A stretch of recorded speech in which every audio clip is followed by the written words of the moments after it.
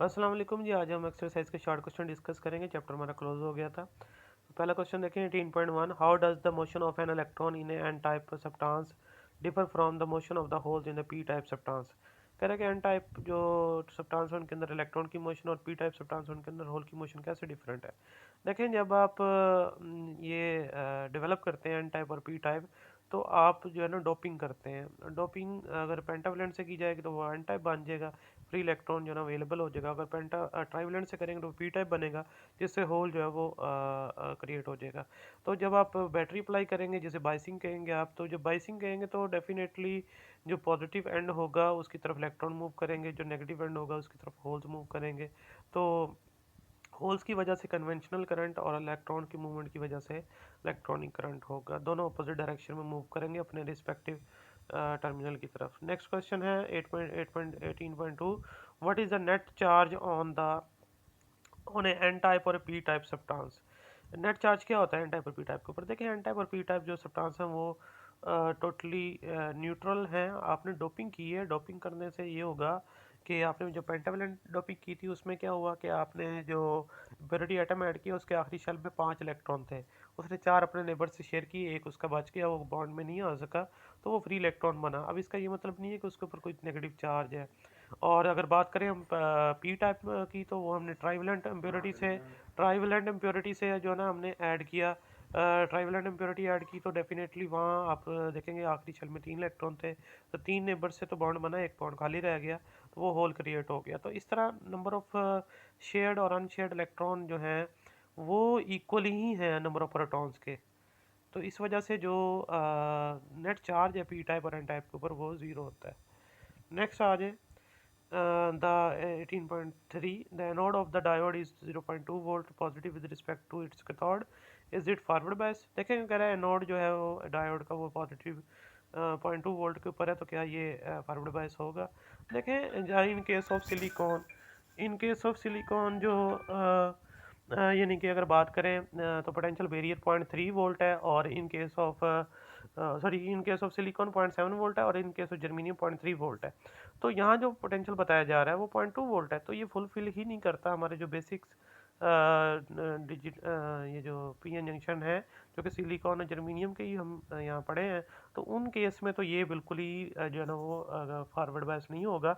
हाँ, एक condition satisfy है यहाँ पर कि पॉजिटिव टर्मिनल जो है बैटरी का वो पी टाइप से और नेगेटिव टर्मिनल एन टाइप से कनेक्टेड है, तो फॉरवर्ड बायस की एक कंडीशन तो सेटिस्फाई है, लेकिन फॉरवर्ड बायस होगा नहीं, वो कनेक्ट नहीं करेगा, क्योंकि जो पोटेंशियल बैरियर है वो ज़्यादा है as compare to applied voltage. इस वजह से तो इस वजह से अब इन केस ऑफ जर्मीनियम और सिलिकॉन जो रूम टेम्परेचर पे उनका पोटेंशियल बैरियर है वो 0.3 0.7 वोल्ट है, जो कि ये फुलफिल नहीं कर रहा कंडीशन की जो कि करंट फ्लो कर सके इसमें। नेक्स्ट 18.4 देखें। Why charge carrier are not present in depletion region diffusion. वो कह रहा है कि चार्ज कैरियर जो है ना वो डिप्लेशन रीजन में प्रेजेंट क्यों नहीं होते। लेकिन डिप्लेशन रीजन बनता कैसे है। डिप्लेशन रीजन जो है वो जो बाउंड्री होती है पी टाइप और एन टाइप के दरमियान वहाँ बनता है। आयन टाइप के जो इलेक्ट्रॉन्स हैं वो रैंडम मोशन की वजह से माइग्रेट करते हैं पी साइड पे जाके होल्स को डिफ्यूज़ करते हैं, तो पीछे बिहाइंड वो छोड़ देते हैं पॉजिटिव लेयर, पॉजिटिव आइंस की लेयर, और जहाँ जाके वो डिफ्यूज़ करते हैं होल को वहाँ वो नेगेटिव लेयर बनाते हैं। तो वो फ्री चार्ज कैरियर रीजन बन जाता है, यानी वहाँ कोई फ्री चार्ज कैरियर मौजूद नहीं होगा। एक तरफ पॉजिटिव लेयर होगी चार्ज जिसकी, एक तरफ नेगेटिव आइंस की लेयर होगी, तो वो डिप्लेशन रीजन बनता है। नेक्स्ट आ जाए 18.5 जो है। What is the effect of the forward और reverse biasing of a diode on the width of the depletion region. ये जो फॉरवर्ड बायस रिवर्स बायस करते हैं, इसका डिप्लेशन रीजन के ऊपर क्या फ़र्क पड़ता है। देखिए, अगर फॉरवर्ड बायस करेंगे तो सेम सेम कनेक्शन होगा, पी टाइप को पॉजिटिव से एन टाइप को नेगेटिव से जोड़ेंगे, तो यहाँ पर डिप्लेशन रीजन की विड्थ कम हो जाएगी, पोटेंशियल बैरियर कम हो जाएगा और मैक्सिमम करंट फ्लो करने लगेगा, और ये जो फॉरवर्ड रेजिस्टेंस होगी वो बहुत कम होगी, तो डायोड एक्ट करेगा एज ए ऑन स्विच। और जब आप रिवर्स बायस करेंगे तो रिवर्स बायस करने से देखें डिप्लेशन रीजन उसकी विड्थ बढ़ना शुरू हो जाएगी, पोटेंशियल बैरियर बढ़ जाएगा, तो रिवर्स करंट जो होगा वो बहुत कम होगा, जो कि बनॉलिटी चार्ज कैरियर की वजह से होता है। फ्यू माइक्रो एम्पेयर के अंदर होगा, और जो रेजिस्टेंस होगी वो मेगा ओम्स में चली जाएगी, तो कोई करंट फ्लो नहीं करेगा, डायोड एक्ट करेगा एज ए ऑफ स्विच। उसके बाद आ जाए 18.6 के ऊपर। An ordinary silicon diode do not emit light.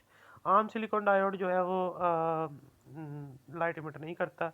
लेकिन आम सिलिकॉन डायोड के अंदर जो वो लाइट इमिट नहीं करता, इसलिए क्योंकि वो एक तो ओपैक है, दूसरा उसमें जो इलेक्ट्रॉन एन टाइप से एनर्जी गेन करके बैरियर क्रॉस करके पी टाइप में जब डिफ्यूज होता है तो वो energy in the form of heat release करता है। और जबकि हम एलईडी के लिए जो है लाइट इमिटिंग डायोड के लिए हम ट्रांसपेरेंट सेमीकंडक्टर यूज़ करते हैं, जैसा कि उसमें गैलियम आर्सेनाइड फॉस्फाइड, तो उसमें फिर इलेक्ट्रॉन जब एन साइड से एनर्जी गेन करके वो बैरियर क्रॉस करके जब पी साइड पे जाकर डिफ्यूज होता है तो फिर वो एनर्जी इमिट करता है in the form of visible light. 18.7 देखिए, why a photo diode is operated reverse biased state. Photo diode को रिवर्स बायस्ड स्टेट में क्यों ऑपरेट किया जाता है? देखिए, फोटो डायोड जो होते हैं वो लाइट सेंसर हैं, लाइट उनके डिप्रेशन रीजन पे फॉल करवाई जाती है, वहाँ से फ्री इलेक्ट्रॉन और होल जनरेट होते हैं, उनको अपोजिट डायरेक्शन में मूव करवाने के लिए ही एक्सटर्नल सर्किट के अंदर हम रिवर्स बायस करते हैं, ताकि वो जो लाइट के फॉल करने से डिप्लेशन रीजन से फ्री इलेक्ट्रॉन और होल का पेयर जनरेट हुआ है उनको अपोजिट डायरेक्शन में मूव करवाया जा सके एक्सटर्नल सर्किट के अंदर, तो रिवर्स बायस उसके लिए किया जाता है इसे। नेक्स्ट है जी 18.8, why is the base current in a transistor very small. Transistor के अंदर बेस करंट क्यों स्मॉल होता है? देखें, एक तो वी बहुत कम होता है एज़ कम्पेयर टू वी, और दूसरा बेस की विड्थ बहुत कम है। बेस की विड्थ जो 10⁻⁻⁶ होती है और थिकनेस जो है, तो इस वजह से उसके अंदर जो फ्यू इलेक्ट्रॉन ही जो है ना वो स्टे कर पाते हैं, जो वी का पॉजिटिव टर्मिनल उनको अट्रैक्ट करता है, जिस वजह से बेस करंट बहुत स्मॉल होता है as compare to emitter collector current. उसके बाद नेक्स्ट जो है, what is the biasing requirements for the junction of the transistor for its normal operation. Explain how these requirements are met in the common emitter amplifier. देखिए, पहली बात तो ये कि कॉमन मीटर एम्पलीफायर के अंदर जो है ना क्या सॉरी पहले नॉर्मल ऑपरेशन कैसे की उसकी बाइसिंग की जाती है, और दूसरा फिर पार्ट है कि कॉमन मीटर एम्पलीफायर को कैसे बाइस किया जाता है। देखिए, अगर तो नॉर्मल बाइसिंग करनी है, नॉर्मल ऑपरेशन लेना है, तो फिर तो डेफिनेटली बेस कॉमन होता है, तो मीटर बेस जंक्शन को फॉरवर्ड बाइस किया जाता है with the help of VBB, और कलेक्टर बेस जंक्शन को रिवर्स बाइस किया जाता है with the help of VCC. और यहाँ पर अब देखें, अब बताया गया है कॉमन मीटर दिखाया गया, तो मीटर बेस जंक्शन जो होगा वो फॉरवर्ड बायस होगा with the help of VBB, और collector emitter junction reverse bias होगा with the help of VCC. तो जिससे ये जो ट्रांजिस्टर वाइज एन एम्पलीफायर काम करेगा और आपको जो है ना वोल्टेज और करंट एम्पलीफाई होकर मिलेगा। नेक्स्ट 18.10 देखिए, what is the principle of virtual ground applied to find the gain of an inverting amplifier. ये हमने किया भी था, ये वही दोबारा आया हुआ है। प्रिंसिपल ऑफ वर्चुअल ग्राउंड क्या होता है?